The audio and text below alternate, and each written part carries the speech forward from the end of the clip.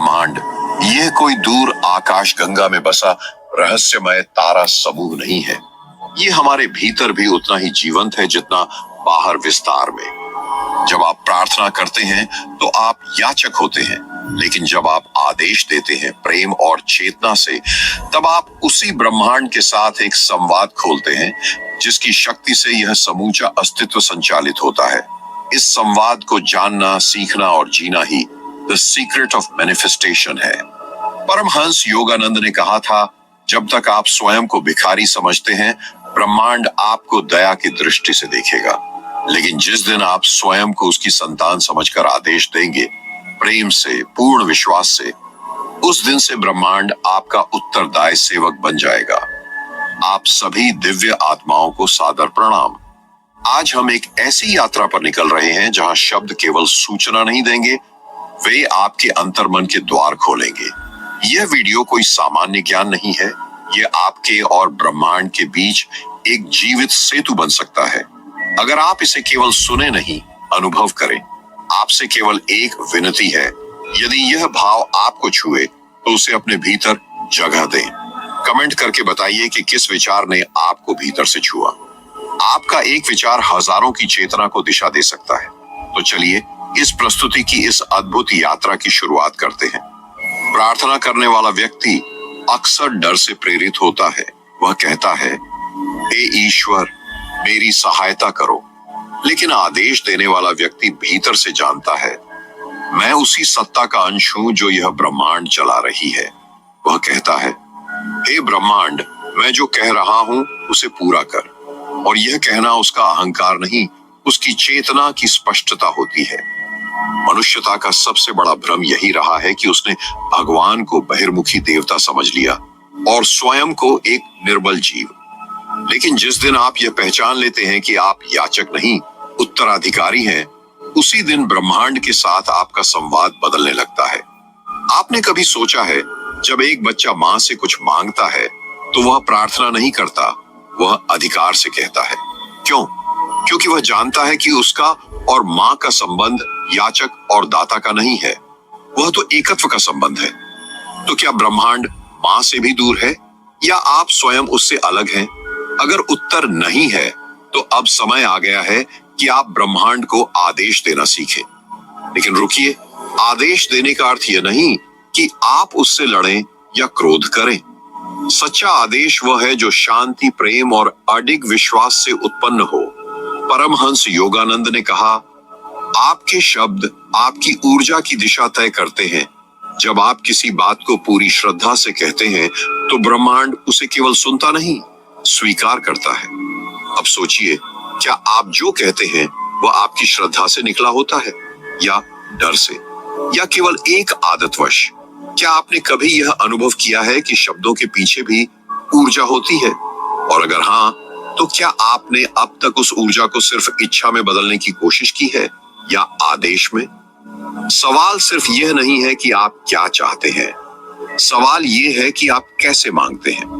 क्योंकि ब्रह्मांड को आदेश देने से पहले हमें स्वयं को जानना और स्वीकारना जरूरी है। जिस क्षण कोई व्यक्ति यह जान लेता है कि ब्रह्मांड को आदेश देने का अधिकार उसी में निहित है, उसी क्षण वह एक बहुत ही सूक्ष्म मगर विशाल द्वार के सामने खड़ा होता है। वह द्वार है आत्म स्वीकृति का। जब तक आप स्वयं को पूर्ण रूप से स्वीकार नहीं करते, ब्रह्मांड आपकी कोई बात पूरी तरह नहीं सुन सकता। क्यों? क्योंकि आप स्वयं अपने भीतर विरोधाभास रच रहे होते हैं। एक ओर आप कह रहे होते हैं, हे ब्रह्मांड, मुझे यह अनुभव कराओ, और दूसरी ओर भीतर कहीं बैठी हुई आपकी ही कोई परछाई कह रही होती है, क्या मैं इसके योग्य हूं? कहीं ऐसा चाहना अहंकार तो नहीं? कहीं यह असंभव तो नहीं? यही आंतरिक द्वंद्व उस शक्ति को खंडित कर देता है जो आपकी इच्छा को आदेश में बदल सकती थी। यह ब्रह्मांड केवल शब्दों को नहीं सुनता, वह आपकी ऊर्जा को पढ़ता है। आप जो सोचते हैं, आप जो महसूस करते हैं, आप जो स्वीकार करते हैं, सब कुछ एक अदृश्य कंपन के रूप में ब्रह्मांड तक पहुंचता है। अगर वह कंपन द्वंद्व से दूषित है तो उत्तर भी भ्रमित और अस्पष्ट आता है। इसलिए आदेश देने से पहले आपका अपने ही भीतर पूर्ण विश्वास होना आवश्यक है। और विश्वास तब आता है जब आप स्वयं को स्वीकृत करते हैं बिना शर्त, अपने भय को, अपनी विफलताओं को, अपनी भूलों को, अपने सपनों को, सब कुछ को पूर्ण स्वीकार्यता से देखना। यह आत्म स्वीकृति की पहली सीढ़ी है। आपने कभी अनुभव किया है कि हम दूसरों को तो माफ कर देते हैं, लेकिन अपने आप को नहीं कर पाते? हम अपने भीतर बैठी उस क्षीण सी छवि को सदैव नीचा दिखाते रहते हैं। फिर हम उसी छवि के साथ ब्रह्मांड को आदेश देने निकलते हैं। क्या वह छवि अपने ही शब्दों पर भरोसा कर सकती है? यहाँ एक गहरा प्रश्न उठता है। क्या आपने स्वयं से कभी यह कहा है कि मैं जैसा हूं वैसा ही ईश्वर की पूर्ण अभिव्यक्ति हूं? क्या आपने कभी यह साहस किया है कि मुझ में जो कुछ है उसी में ब्रह्मांड की पूर्णता है? या आप अब भी किसी और की परिभाषा के अनुसार खुद को सुधारने में लगे हैं? कृपा करके समझिए, ब्रह्मांड सुधारने नहीं आता, वह तो आपकी चेतना के अनुरूप फल देता है। अगर आप अपनी चेतना में ही खुद को अधूरा समझते हैं तो ब्रह्मांड भी अधूरी परिस्थितियां देगा, क्योंकि उसने आपके आदेश को उसी ऊर्जा में ग्रहण किया है। इसलिए यदि आप चाहते हैं कि ब्रह्मांड आपका सेवक बने, तो पहले स्वयं को राजा की तरह देखना सीखिए, परंतु वह राजा जो शांत है, गंभीर है और प्रेम में स्थिर है। अब प्रश्न ये है, क्या आप आज से स्वयं को पूर्ण रूपेण स्वीकार करने का निर्णय ले सकते हैं? न केवल अपने अच्छे पहलू को, बल्कि उस हिस्से को भी जो भयभीत है, असुरक्षित है और अब तक छुपाया गया है, क्योंकि वही हिस्सा आपकी ऊर्जा को तोड़ता है और जब तक वह जुड़ता नहीं, आपका आदेश संपूर्ण नहीं हो सकता। आत्म स्वीकृति आत्मशक्ति का द्वार खोलती है और यह द्वार खुलते ही आपकी चेतना में जो कंपन पैदा होता है वही ब्रह्मांड के गहरे स्तरों में प्रवेश करता है। जब आत्म स्वीकृति की भूमि पर पहला कदम रखा जाता है तो भीतर कुछ धीमे धीमे पिघलने लगता है। वो सारे कठोर विचार जो वर्षों से संचित थे, धीरे धीरे पिघलते हैं, ढहते हैं और एक नई ऊर्जा का जन्म होता है, स्थिरता की ऊर्जा। यह स्थिरता कोई निष्क्रियता नहीं है, बल्कि यह अंतर्यात्रा की चुप्पी है। जब विचारों का कोलाहल धीमा होता है, तभी ब्रह्मांड के उत्तरों की धीमी लेकिन गूंजती हुई ध्वनि सुनाई देती है। आप अपने जीवन में कितनी बार ऐसी चुप्पी में बैठे हैं जहां कोई इच्छा न रही हो, कोई चिंता न रही हो, कोई योजना न रही हो, बस एक मौन उपस्थिति रही हो। यही मौन उपस्थिति वह आधार भूमि है जिस पर ब्रह्मांड के आदेश अंकित किए जाते हैं। यह वही स्थान है जहां संकल्प केवल शब्द नहीं रह जाते, वे कंपन बन जाते हैं।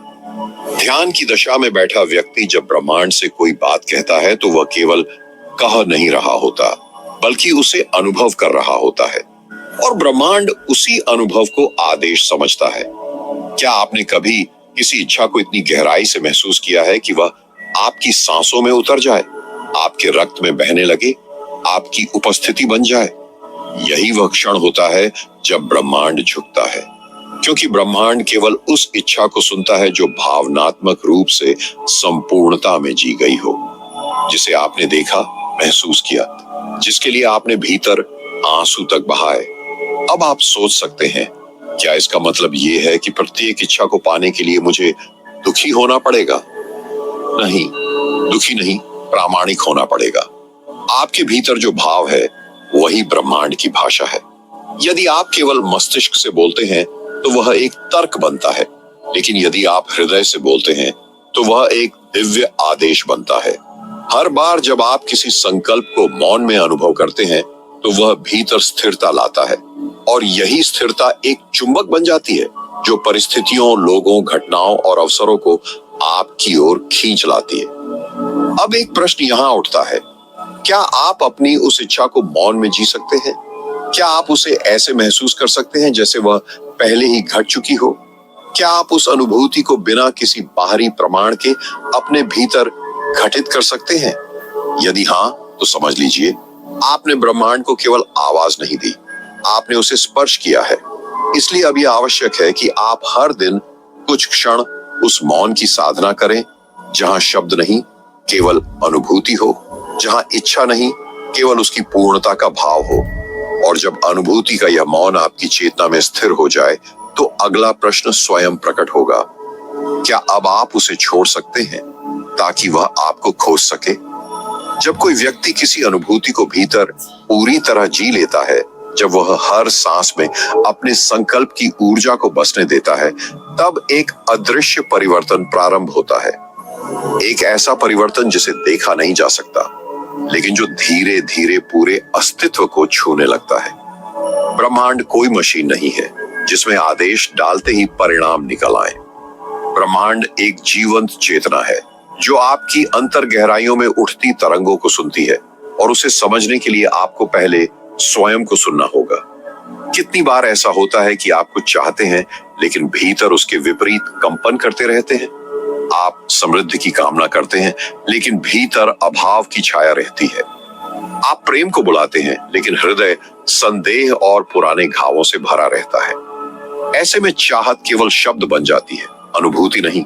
और ब्रह्मांड केवल अनुभूति को उत्तर देता है, वह सुनता नहीं, महसूस करता है। यहाँ एक सूक्ष्म प्रश्न उठता है, आप किस कंपन में जी रहे हैं? क्या वह कंपन उस चीज से मेल खाता है जिसे आप अपने जीवन में बुला रहे हैं, या आप दिन भर जिस विचार, भय और असुरक्षा में जीते हैं वही अनजाने में आपके जीवन को गढ़ रहा है? यहाँ से शुरू होती है वह साधना जहां आप न केवल इच्छाएं करते हैं बल्कि अपने भीतर का कंपन बदलते हैं। और यह बदलाव किसी मंत्र या विधि से नहीं आता, ये आता है पूर्ण स्वीकृति से। जब आप अपने दुखों को छिपाना बंद करते हैं, अपने डर से भागना छोड़ते हैं, अपने टूटेपन को स्वीकार करते हैं, तभी भीतर पहली बार शांति जन्म लेती है। क्योंकि जो व्यक्ति स्वयं से भाग रहा है वह ब्रह्मांड से संवाद नहीं कर सकता। ब्रह्मांड उन लोगों की सुनता है जो अपने सत्य में खड़े होते हैं, चाहे वह सत्य कितना भी असहज क्यों ना हो। क्या आप स्वयं को स्वीकार करने के लिए तैयार हैं? क्या आप अपने भय, अपनी कमजोरी, अपने भ्रम को आंखों में आंख डालकर देख सकते हैं, बिना नकारे, बिना भागे? यदि हाँ, तो आप उस द्वार पर खड़े हैं जहां से सत्य की अनुभूति प्रारंभ होती है, और यही अनुभूति आपके कंपन को शुद्ध करती है। जब कंपन शुद्ध होता है तो आपकी उपस्थिति ही एक प्रार्थना बन जाती है। तब बिना कुछ कहे भी ब्रह्मांड आपको उत्तर देने लगता है। ध्यान दीजिए, यहाँ भी आप आदेश नहीं दे रहे, लेकिन आपका होना ही आदेश बन चुका है।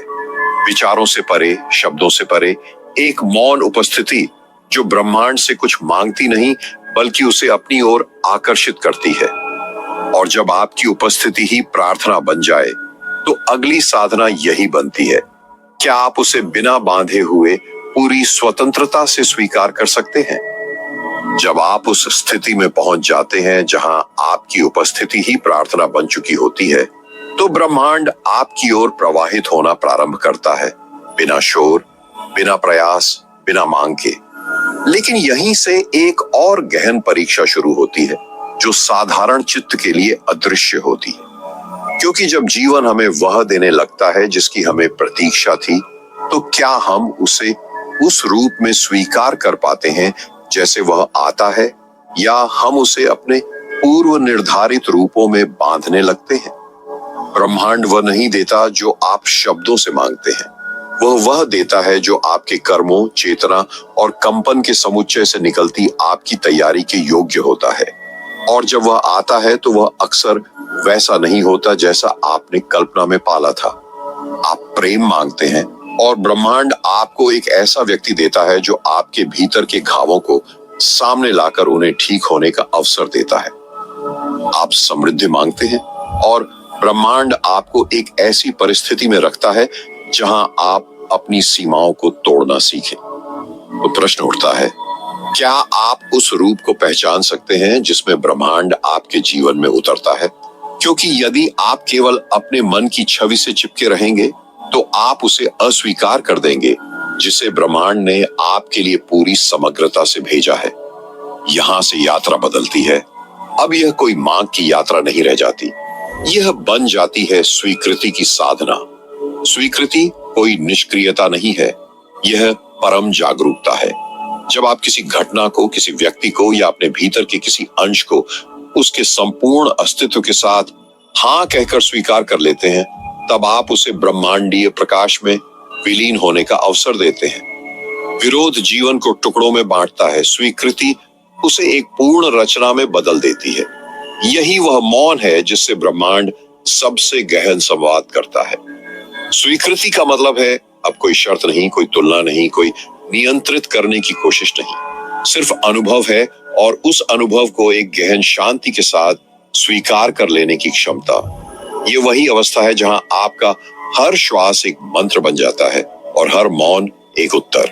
तो एक बार फिर प्रश्न यही है, क्या आप ब्रह्मांड को उसके अपने रूप में स्वीकार करने को तैयार हैं, बिना संशोधन, बिना प्रतिरोध? क्योंकि जब आप ऐसा करते हैं तभी आप उसका वास्तविक रहस्य समझना शुरू करते हैं। और जब स्वीकृति की यह शांत स्थिति भीतर उतर जाती है तो अगला प्रश्न धीरे धीरे जागता है। क्या अब आप स्वयं को ब्रह्मांड में विलीन होने की अनुमति दे सकते हैं, बिना अपना अस्तित्व खोए? जब स्वीकृति की शांति भीतर उतरती है तो जीवन एक नया प्रश्न उठाता है। क्या अब आप स्वयं को ब्रह्मांड में विलीन कर सकते हैं, बिना अपनी मौलिकता खोए? यह कोई साधारण अनुभव नहीं है। यह वह आंतरिक मोड़ है जहां आप अपने भीतर की पहचान को सत्य के महासागर में छोड़ना सीखते हैं। अब तक आप ब्रह्मांड को आदेश देने की यात्रा में थे। आप संकल्प कर रहे थे, दिशा दे रहे थे, चेतना को आकार दे रहे थे। लेकिन अब आपको स्वयं को उस चेतना के आगे समर्पित करना है जिसे आपने जागृत किया है। यही वह बिंदु है जहां आप क्रिया से मौन में उतरते हैं। यह मौन कोई खालीपन नहीं है, यह चेतना की परिपक्वता है। जब आप स्वयं को ब्रह्मांड के साथ एकाकार करते हैं तो आप जानना छोड़ देते हैं और होने की कला में उतरते हैं। यह विलयन कोई हार नहीं है, यह अहंकार की सीमाओं को पार करने का उत्सव है। क्या आपने कभी आकाश को देखा है जब वह सूर्यास्त को अपने भीतर समा लेता है? वह सूर्य को खोता नहीं, बल्कि उसे रंगों में बदलकर उसे नया रूप दे देता है। वैसे ही जब आप स्वयं को ब्रह्मांड में विलीन करते हैं तो आप मिटते नहीं, आपका सत्य विस्तारित होता है। लेकिन यही वह क्षण है जहां भय जन्म लेता है। यदि मैं अपना अस्तित्व छोड़ दूं तो मैं कौन रह जाऊंगा? क्या मेरी इच्छाएं व्यर्थ हो जाएंगी? क्या मैं खो जाऊंगा या मुक्त हो जाऊंगा? ये प्रश्न भीतर की गहराइयों को खंगालते हैं, और वही व्यक्ति इस यात्रा में टिक पाता है जो स्वयं को खोने से डरता नहीं, बल्कि स्वयं के परे जाने की इच्छा रखता है। ये यात्रा नियंत्रण की नहीं, विश्वास की है। आप हर उस विचार को, हर उस पहचान को जो आपने अब तक ओढ़ रखी थी, धीरे धीरे उस विराट अग्नि में समर्पित करते हैं जहां मैं से हम का जन्म होता है। अब आपकी इच्छा केवल आपकी नहीं रहती, अब वह ब्रह्मांडीय इच्छा बन जाती है। अब आपके कार्य केवल व्यक्तिगत सफलता के नहीं रहते, बल्कि समष्टि की सेवा बन जाते हैं। यहीं से व्यक्ति विलय में अस्तित्व की चमक देखना शुरू करता है। आप स्वयं का त्याग नहीं कर रहे, आप अपने भीतर छिपे विराट स्वरूप का साक्षात्कार कर रहे हैं। और तब आप समझते हैं कि ब्रह्मांड को आदेश देना असल में स्वयं को उस आदेश का पात्र बनाने की साधना थी। और जब अस्तित्व की सीमाएं मिटने लगती हैं, तब एक रहस्य और गहराई से उद्घाटित होता है। क्या ब्रह्मांड भी हमारे भीतर से ही जन्म लेता है? जिस क्षण आपने स्वयं को विलीन कर दिया, एक नया रहस्य उभरता है। क्या वह ब्रह्मांड जिसे आप बाहर खोज रहे थे, वह भीतर से ही जन्म ले रहा था? आप वर्षों से जिसे ईश्वर, शक्ति, ऊर्जा या ब्रह्मांड कहकर पुकारते रहे, क्या वह वस्तुतः आपकी अंतःचेतना की परछाई मात्र थी? जब आप अपनी आंखें बंद करते हैं और भीतर मौन में उतरते हैं, तो क्या वह अंतरिक्ष असीम खालीपन नहीं बन जाता? और उस खालीपन में क्या कुछ न कुछ प्रतिक्षण जन्म नहीं लेता? तो फिर क्या सृजन बाहर से आता है या भीतर से निकलता है? कहीं ऐसा तो नहीं कि ब्रह्मांड भी आपके भीतर की कल्पनाओं, भावनाओं और चेतना का प्रक्षेपण भर हो? हमने सदियों तक बाहर की दिशाओं में उत्तर खोजे, लेकिन जो उत्तर सबसे अधिक सच्चे होते हैं वे बाहर नहीं, भीतर गूंजते हैं। क्या आपने कभी स्वप्न देखा है जिसमें पूरा एक ब्रह्मांड आपके भीतर रच गया? आप उड़ते हैं, गिरते हैं, प्रेम करते हैं, डरते हैं, लड़ते हैं और जीतते हैं।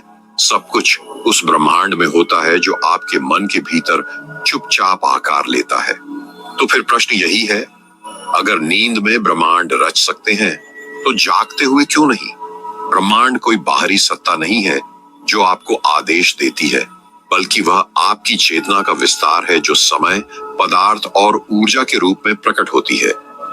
यदि आप भीतर ही भीतर शुद्ध मौन, निर्मल विश्वास और सघन भावनाओं के साथ कुछ संकल्प करते हैं, तो वह धीरे धीरे भौतिक ब्रह्मांड में आकार लेता है। यह क्रिया जादू नहीं है, यह ब्रह्मांडीय नियम है। जैसे बीज मिट्टी के गर्भ में छिपा होता है, लेकिन उसी में समाया होता है पूरा वृक्ष, उसकी शाखाएं, पत्ते और फल, वैसे ही आपके भीतर छिपा होता है पूरा ब्रह्मांड का बीज।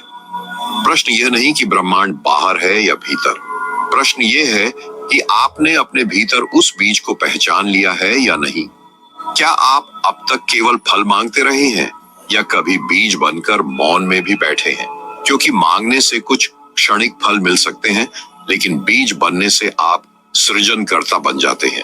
और तब आप समझते हैं कि प्रार्थना में झुकना एक सीमित चेतना की आदत थी, अब वह चेतना स्वयं सृजन करने लगी है। अब आप ब्रह्मांड से नहीं मांगते, अब आप ब्रह्मांड बनते हैं। लेकिन जब चेतना ब्रह्मांड बन जाती है, तब एक और गूढ़ रहस्य सामने आता है। क्या हर इच्छा सचमुच पूरी होनी चाहिए? जब चेतना इतनी विकसित हो जाती है कि वह ब्रह्मांड के स्तर तक फैल जाती है, तो उसके सामने यह रहस्य खुलता है कि अब हर इच्छा केवल एक संकेत भर है और हर संकेत पूर्णता का मार्ग नहीं।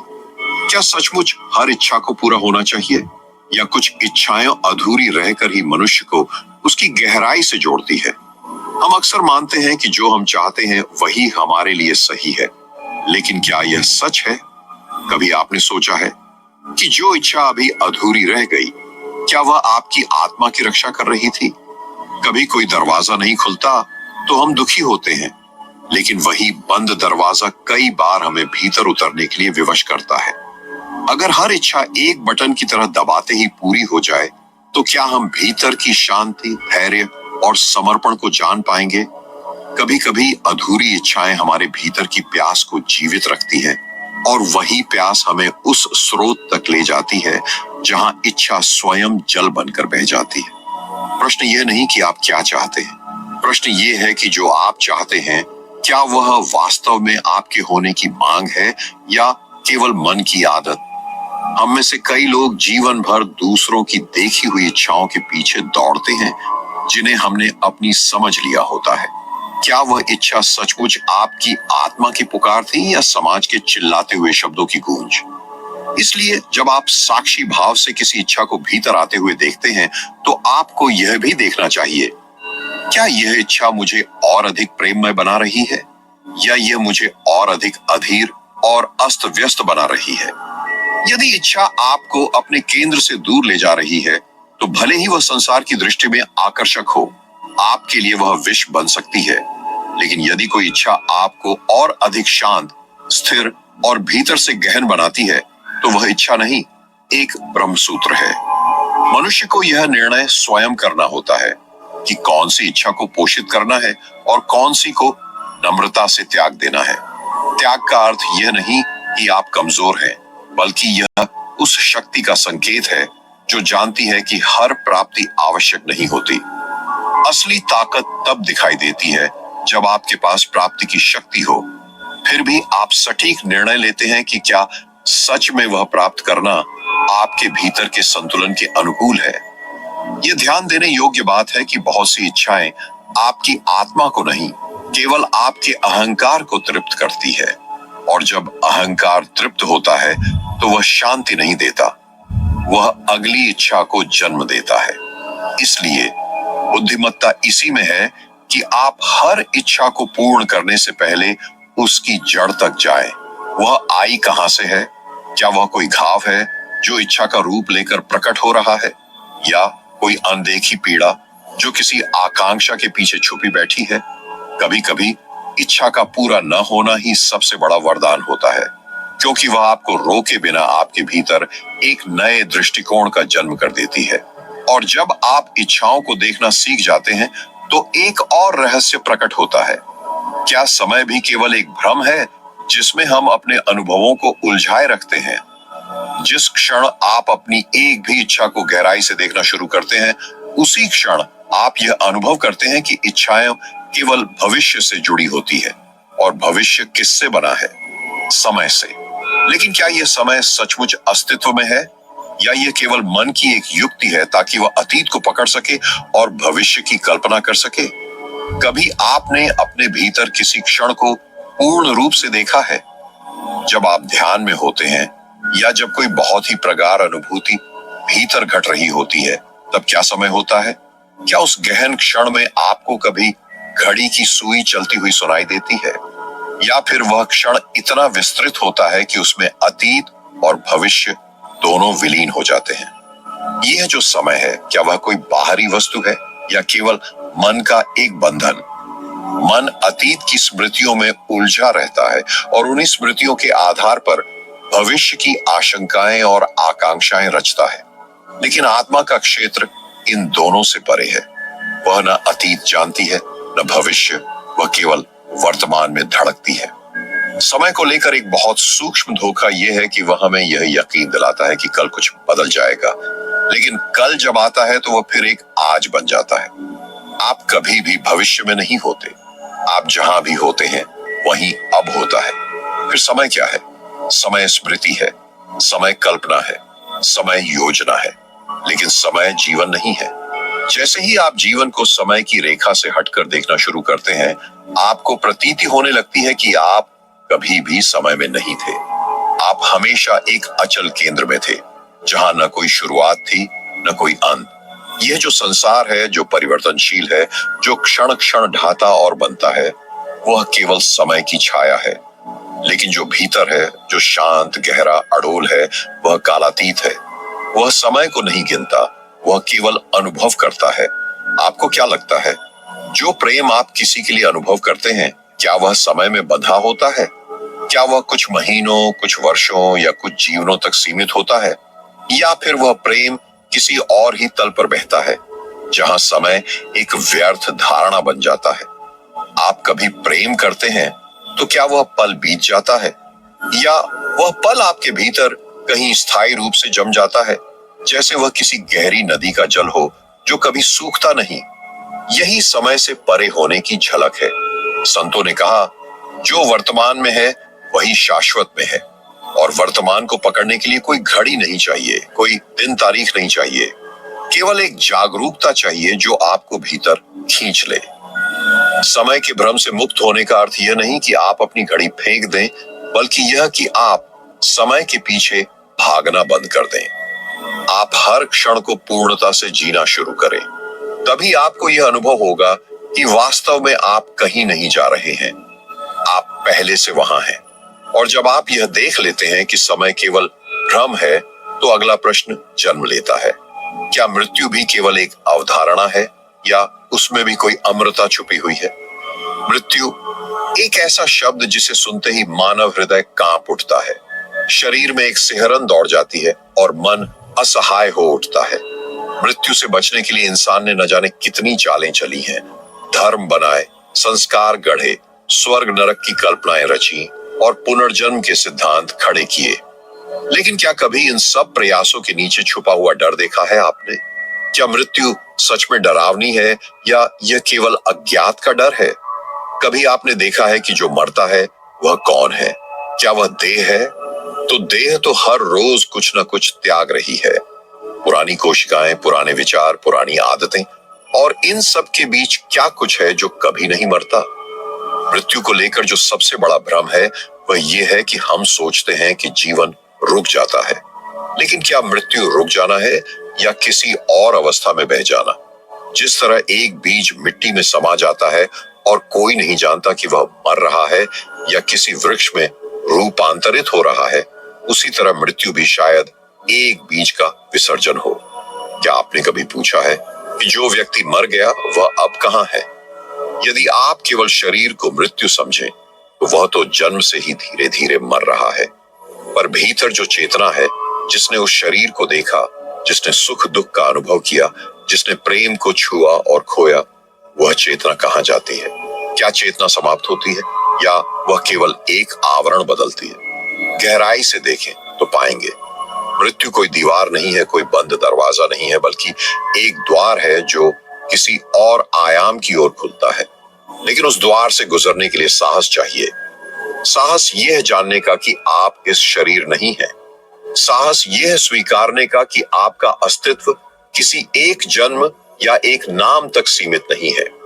क्या आपने कभी मृत्यु को एक प्रेम की तरह देखा है, जो हर अहंकार को मिटा देता है, हर पहचान को बहा ले जाता है और आपको नंगे, मौलिक, स्वयं की आंखों में आंखें डालकर खड़ा कर देता है?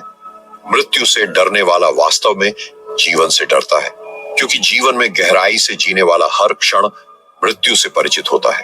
वह जानता है कि हर संबंध एक दिन टूटेगा, हर दृश्य बदल जाएगा, हर सांस अंतिम हो सकती है। और इसी बोध से उसका प्रेम गहरा होता है, उसका मौन सच्चा होता है और उसका जीवन पूर्णता की ओर बढ़ता है। तो क्या मृत्यु एक ऐसी मित्र है जो आपको बार बार आपके सत्य से मिलाने आती है? यदि आप गहराई से सुने तो मृत्यु केवल अंत नहीं है, वह तो आपके भीतर की अमरता की गूंज है। एक ऐसा स्पर्श जो आपसे कहता है, तुम इस देह से परे हो, तुम अजर हो, अमर हो, तुम वह हो जो कभी जन्मा ही नहीं था और जो कभी मरेगा भी नहीं। और जब मृत्यु के द्वार से परे झांकते हैं तो एक और प्रश्न जन्म लेता है, यदि आत्मा अमर है तो वह कौन सी यात्रा पर है? तो अब प्रश्न ये है, यदि आत्मा अमर है तो वह किस यात्रा पर है?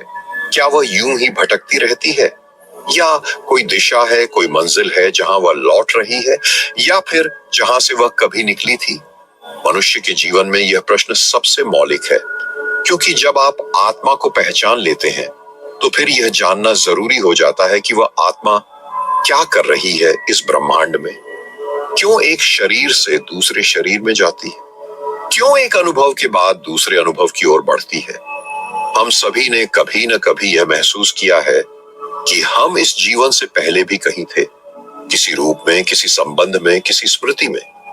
कभी कोई स्थान अचानक परिचित लगने लगता है बिना वहां गए हुए भी। कभी कोई व्यक्ति ऐसा लगता है जैसे वह जन्मों का साथी हो, जबकि मिले अभी ही है। ये क्या है? क्या यह आत्मा की स्मृति है या भ्रम है? गहराई से देखें तो यह आत्मा की अविराम यात्रा है। एक शरीर में प्रवेश करना, अनुभव लेना, सीखना और फिर एक दिन उस देह को त्याग देना। जैसे एक कलाकार एक चित्र अधूरा छोड़कर दूसरे कैनवास पर आगे बढ़ता है। क्या आत्मा सीखने आई है या उसे कोई भूल सुधारनी है? ये एक बड़ा प्रश्न है। वेदों ने, उपनिषदों ने और भारत के अनेक ऋषियों ने कहा है कि आत्मा किसी दंड या पुरस्कार के लिए जन्म नहीं लेती। वह जन्म लेती है क्योंकि उसे अपने भीतर के अहंकार, वासना और अज्ञान को समझकर मिटाना है। जब आत्मा अज्ञान में डूबी होती है तो वह खुद को देह मानने लगती है। नाम, जाति, धर्म, रिश्ते, इन सब से अपना परिचय बनाने लगती है। और यही भ्रम उसे बार बार जन्म लेने पर मजबूर करता है, क्योंकि जब तक वह इनसे मुक्त नहीं होती, वह पूर्ण प्रकाश में नहीं लौट सकती। ये ठीक वैसा ही है जैसे कोई बीज मिट्टी में दबा हो, लेकिन जब तक उसे सही धूप, पानी और समय नहीं मिलेगा, वह अंकुर नहीं फूटेगा। तो आत्मा क्या कर रही है? वह धीरे धीरे अपने बीजत्व से वृक्षत्व की ओर बढ़ रही है। हर जन्म एक अवसर है, हर दुख एक संकेत है, हर प्रेम एक दर्पण है जिसमें आत्मा खुद को देख सकती है। लेकिन ध्यान रहे, यह यात्रा केवल देहों की नहीं है, यह चेतना की यात्रा है। जैसे जैसे चेतना विकसित होती है, आत्मा सूक्ष्मतर रूपों में जाती है। कभी वह पशु शरीर में होती है, फिर मानव शरीर में, और फिर ऐसे ऐसे शरीरों में जो केवल ऊर्जा से बने हैं, जहां कोई भौतिकता नहीं होती, केवल कंपन, वाइब्रेशन होता है। और अंत में एक दिन जब आत्मा पूर्ण रूप से अपने स्रोत को पहचान लेती है, जब वह जान जाती है कि वह कभी जन्मी ही नहीं थी, कभी मरी ही नहीं थी, तब यात्रा समाप्त नहीं होती, बल्कि उसका रूप बदल जाता है। वह ब्रह्म के साथ एक हो जाती है। न कोई द्वैत, न कोई प्रश्न, न कोई उत्तर, केवल मौन, केवल शांति, केवल परमानंद। लेकिन क्या यह यात्रा अपने आप होती है या कोई शक्ति है जो इस आत्मा को मार्ग दिखाती है, जैसे अंधेरे में कोई दीपक या भटके पथिक को कोई गुरु? लेकिन क्या यह यात्रा अपने आप होती है या कोई शक्ति है जो इस आत्मा को मार्ग दिखाती है, जैसे अंधेरे में कोई दीपक या भटके पथिक को कोई गुरु। जी हाँ, जब आत्मा जन्म जन्मांतरों की यात्रा में थकने लगती है, जब उसे संसार की चकाचौंध शून्यता लगने लगती है, जब संबंध, पदार्थ और पहचाने उसे बोझ प्रतीत होने लगती हैं, तो भीतर से एक अदृश्य पुकार उठती है। यह पुकार उसी स्रोत की ओर होती है जहां से आत्मा आई थी, और इस पुकार के उत्तर में जगह जगह समय समय पर गुरु प्रकट होते हैं। गुरु कोई व्यक्ति मात्र नहीं होता, वह उस चेतना का जीवंत रूप होता है जो आत्मा को यह स्मरण कराता है, तू कोई देह नहीं है, तू ब्रह्म स्वरूप है, तेरा घर बाहर नहीं भीतर है। गुरु के शब्द केवल शब्द नहीं होते, वे मंत्र होते हैं। वे द्वार खोलते हैं जो वर्षों से बंद पड़े थे, वे रोशनी लाते हैं जहां केवल अंधकार था। गुरु आत्मा को उसके आंतरिक कंपास की ओर मोड़ता है। वह कहता है, बाहर मत देख, भीतर उतर। जहां तू ढूंढ रहा है ईश्वर को, वहां वो नहीं मिलेगा। वो तेरे ही हृदय में बैठा है, बस तुझसे छिपा है। गुरु कोई नया ज्ञान नहीं देता, वह केवल भूल मिटाता है। जैसे कोई बच्चा भूल गया हो कि उसके हाथ में ही चाबी है और वह इधर उधर खोज रहा हो, वैसे ही आत्मा अपने सुख, अपने प्रेम, अपने परम शांति को बाहर खोजती है। गुरु बस कहता है, ठहर, देख अपने भीतर, वही सब कुछ वही है। गुरु की कृपा एक ऐसी धारा होती है जो आत्मा को उस दिशा में बहा ले जाती है जहां वह सहस्र जन्मों से पहुंचने की चेष्टा कर रही थी। लेकिन यह कृपा तभी फलीभूत होती है जब आत्मा स्वयं तैयार हो, क्योंकि जब शिष्य तैयार होता है तभी गुरु प्रकट होता है। जैसे ही आत्मा यह स्वीकार करती है कि मैं अज्ञानी हूं, कि मुझे मार्गदर्शन चाहिए, वैसे ही ब्रह्मांड उसकी सहायता के लिए हर कोना हिला देता है। कभी गुरु किसी शब्द के रूप में आता है, कभी किसी पुस्तक में, कभी किसी अनुभूति में, तो कभी किसी साधारण व्यक्ति के स्वरूप में एक असाधारण चिंगारी बनकर। गुरु की उपस्थिति कोई चमत्कार नहीं करती, बल्कि वह तुम्हारे भीतर छुपे ब्रह्म को जगा देती है।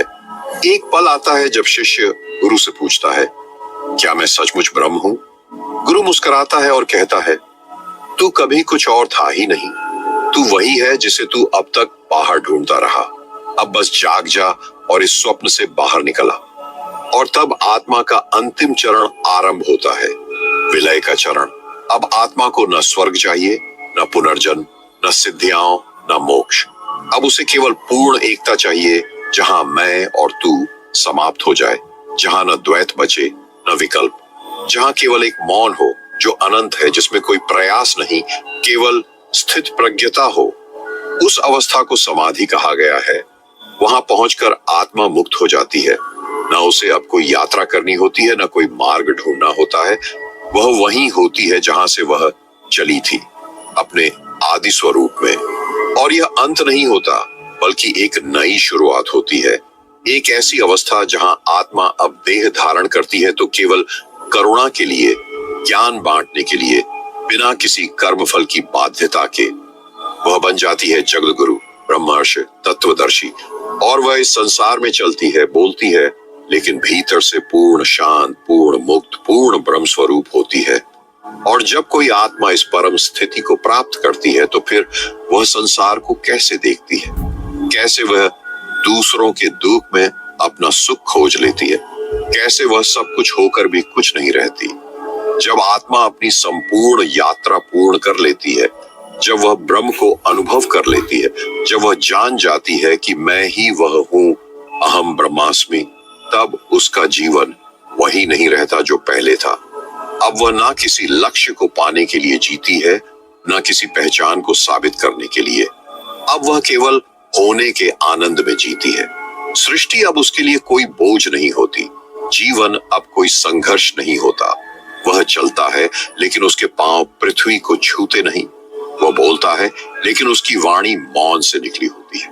वह देखता है लेकिन उसमें मैं और तू का भेद नहीं होता। ऐसे व्यक्ति को जीवन मुक्त कहते हैं, जो मुक्त है पर जी रहा है, जो संसार में है पर संसार उसमें नहीं है, जिसने भीतर का दीपक जलाया है और अब उसी प्रकाश में दूसरों का मार्ग भी प्रकाशित कर रहा है। उसका कोई लक्ष्य नहीं बचा होता, अब उसका जीवन ही उद्देश्य बन जाता है। वह जहां भी जाता है वहां शांति की तरंगे फैलती है। उसकी दृष्टि किसी को नीचे नहीं देखती, क्योंकि उसे अब कोई छोटा या बड़ा नहीं दिखता। उसे सब में वही एक परमात्मा दिखता है, पाषाण में भी, पवन में भी, पापी में भी, पुण्यात्मा में भी। वह किसी को बदलने की चेष्टा नहीं करता, क्योंकि उसे अब यह भ्रम नहीं रहा कि कोई अधूरा है। उसे मालूम है सब अपनी गति से उसी पूर्णता की ओर जा रहे हैं। वह केवल मौन की भाषा बोलता है। उसका मौन भी ज्ञान बांटता है, उसकी उपस्थिति भी ध्यान सिखाती है, उसकी मुस्कुराहट भी संसार के घावों पर मरहम रखती है। उसे अब ना कोई धर्म बांध सकता है, ना कोई संप्रदाय, ना कोई पहचान। वह अब हिंदू, मुसलमान, ईसाई, बौद्ध नहीं है। वह अब केवल प्राण है, शुद्ध चैतन्य, निर्विकार आत्मा। अब वह न प्रेम करता है किसी से, न द्वेष करता है किसी से। वह अब केवल प्रेम बन जाता है। अब उसका जीवन एक जलती हुई बाती है, जिससे अन्य दीप जलाए जा सकते हैं बिना स्वयं बुझे। अब वह चलता है तो उसके पीछे कोई पथ बनता है। अब वह मौन होता है तो शब्दों से ज्यादा कह जाता है। अब वह जीवन के उस पार जा चुका होता है जहां से लौटकर वह केवल देने के लिए आता है। अब वह देह में है लेकिन देह से परे है। अब वह समय के भीतर है लेकिन कालातीत है। अब वह बोल रहा है लेकिन स्वयं मौन में स्थित है। यह अवस्था ही मानव की चरम स्थिति है। इसी को पूर्णता, निर्वाण, कैवल्य, सच्चिदानंद कहा गया है। अब वह आत्मा फिर कभी जन्म नहीं लेती किसी आवश्यकता से। यदि आती भी है तो केवल करुणा से आती है, दूसरों को जगा सके, दूसरों को भी वही दीपक दे सके जो किसी समय उसे मिला था। और यही आत्मा की अंतिम पुकार है कि वह जब पूर्ण हो तो अधूरे को सहारा दे, जब वह जाग जाए तो सोए हुए को पुकारे, जब वह ब्रह्म हो जाए तो संसार में ब्रह्मत्व बांटे। अब प्रश्न उठता है, क्या तुम भी इस यात्रा पर निकलोगे? क्या तुम भी अपने भीतर के अंधेरे से टकराकर उस दिव्य प्रकाश को खोजोगे? क्या तुम भी भीतर की गहराई में उतरने को तैयार हो? क्योंकि यह मार्ग ना आसान है ना छोटा, लेकिन यही मार्ग है जहां से तुम अपने आप तक पहुंचोगे। तुम इस पुकार को सुन सके तो जान लो, ये कोई साधारण शब्द नहीं है। ये तुम्हारे भीतर की आत्मा ही तुम्हें याद दिला रही है, अब समय आ गया है। उठो, देखो भीतर और लौट चलो उस घर की ओर जहां से तुम निकले थे, जहां सब कुछ तुम ही हो और तुम ही नहीं हो। अब तक की यह पूरी यात्रा एक दीप से शुरू होकर सूर्य बन जाने की थी, एक जिज्ञासा से शुरू होकर परम ज्ञान में विलीन हो जाने की थी, एक मैं से चलकर कोई नहीं हूं में विलीन हो जाने की थी। और इस संपूर्ण यात्रा का सार यही है कि जिसे तुम बाहर ढूंढ रहे थे वह तो भीतर बैठा तुम्हें ही देख रहा था। जब तुम मंदिरों में गए तो वह तुम्हारे हृदय की गहराई में बैठा मुस्कुरा रहा था। जब तुम पहाड़ों पर चढ़े तो वह तुम्हारे श्वासों के बीच मौन साधे बैठा था। जब तुम ग्रंथों में उलझे तो उसने धीरे से कान में कहा, मैं तेरी मौन में हूं, शब्दों से परे। अब ये अंत नहीं है, यही आरंभ है, क्योंकि ब्रह्म की अनुभूति का कोई समापन नहीं होता। यह कोई उपलब्धि नहीं, बल्कि एक ऐसी जागृति है जिसके बाद जीवन एक अखंड उत्सव बन जाता है। अब तुम वही नहीं रह जाते जो तुम पहले थे। तुम्हारे विचार तो रहते हैं, पर वे अब तुम्हें नहीं चलाते। तुम्हारे शब्द तो रहते हैं, पर अब मौन ही तुम्हारी भाषा होती है। अब तुम भीतर स्थिर हो जाते हो और बाहर गतिशील। तुम देखोगे तुम्हारा शरीर लोगों से बात करता है, पर आत्मा मौन में डूबी रहती है। तुम चल रहे होते हो, पर भीतर कोई अचल हो गया है। अब तुम जीवन को साधन नहीं मानते, बल्कि स्वयं जीवन बन जाते हो। जिसने ब्रह्म को जाना वह अब किसी परिणाम का इच्छुक नहीं होता, क्योंकि उसे समझ आ चुका है जो होना है वह पहले से घटित हो चुका है। जो खोज रहे हो वो पहले से तुम्हारे भीतर है। अब कोई द्वंद्व नहीं रहता, न भूत का पछतावा, न भविष्य की चिंता। अब केवल इस क्षण में जीना रह जाता है, जहां कोई भय नहीं, कोई लालच नहीं, कोई दौड़ नहीं। अब वह आत्मा प्रसन्न रहती है बिना किसी कारण के। अब वह मौन होती है बिना कोई शब्द कहे। अब वह मुस्कुराती है बिना किसी बात के, क्योंकि वह जान चुकी है मैं नहीं हूं, बल्कि सब कुछ मुझ में ही है। अब यदि कोई पूछे तुम कौन हो, तो उत्तर नहीं आता केवल एक शांति उतर आती है, क्योंकि जो जान गया वह अब नाम से परे हो गया। अब उसे ना किसी परिचय की जरूरत है, ना किसी मान्यता की। वह तो प्रकाश बन गया है, शून्य बन गया है, परमात्मा का प्रतिबिंब बन गया है। और तुम इस यात्रा के साक्षी रहे। हर चरण में, हर सांस में तुम धीरे धीरे पास आते रहे अपने आप के। शुरू में तुम श्रोता थे, फिर साधक बने, फिर साक्षी हुए। अब तुम स्वयं ही मार्ग बन गए हो। अब क्या करना है? अब इस दीप को जलाए रखना है, अब इस मौन को गहराना है, अब इस ध्यान को सांस सांस में बसा देना है।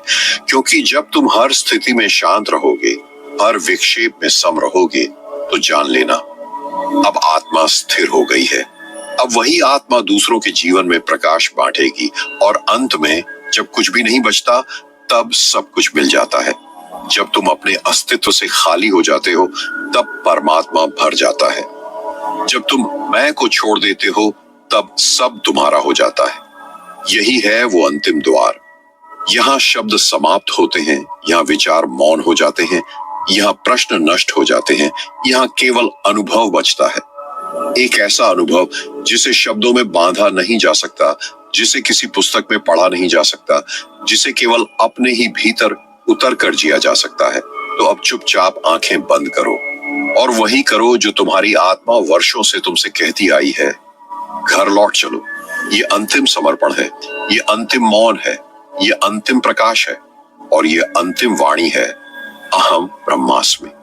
प्रिय साधक, हमारा उद्देश्य सिर्फ आपको जानकारी देना नहीं है, बल्कि आपको परमात्मा की अनुभूति के पथ पर स्थिर करना है। और यदि हमने आपके भीतर एक छोटी सी लौ भी जला दी हो, तो हमारी साधना सफल हो गई। अंत में आपसे एक विनम्र निवेदन है। यदि यह यात्रा आपके हृदय को छू गई हो, तो कृपया इसे अपने आत्मीय जनों के साथ साझा करें, क्योंकि शायद किसी एक थके हुए आत्मा को भी इस प्रकाश की आवश्यकता हो। आपका यह साथ, आपकी उपस्थिति, आपकी मौन सहभागिता हमारे लिए एक दिव्य प्रसाद के समान है। हृदय से धन्यवाद। आपको अंतहीन शांति, अखंड प्रेम और दिव्य ऊर्जा की शुभकामनाएं।